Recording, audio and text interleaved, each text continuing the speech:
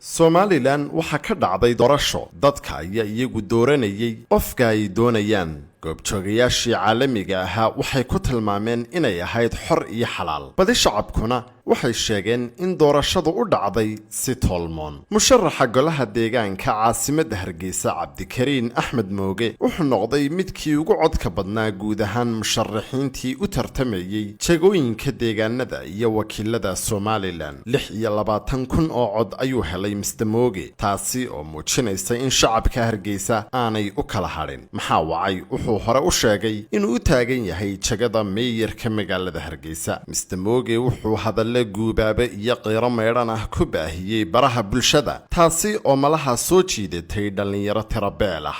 waa magaalada rag hesha rag waxa garbaxa oo u shaqeeya hesha waa magaalada loo qurxiyo la bilciyo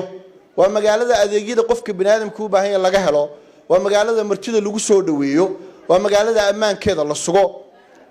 waa magaalada aynu kaga raysanayna baalashaha iyo kabaha boorka leh waa magaalada dhirta leen cimiladeedu qurux badan tahay ee lagu nasan karo aan kulay lahayn magaalada noocaas ciidda samaysato ma horta loo imanaya waa magaalada dhaqaalaha leh waa magaalada fursad leh waa magaalada shaqo abuur kale maadaama ay dhalinyaro badanahay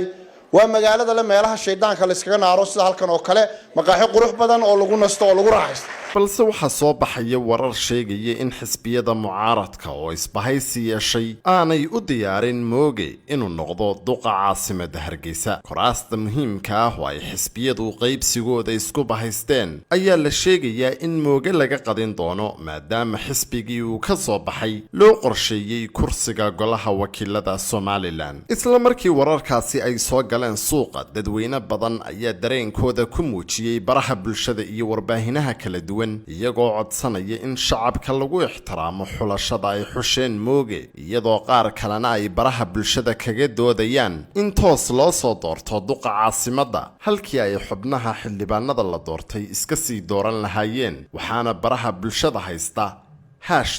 #Mooge4Mayor saaxiibayaal halkan waa bartayda Facebook ee wariye Axmed Maxamuud Yuusuf ku mahadsanid daawashadaada fadlan sii faafi muuqaalka oo igu soo beer Ahmed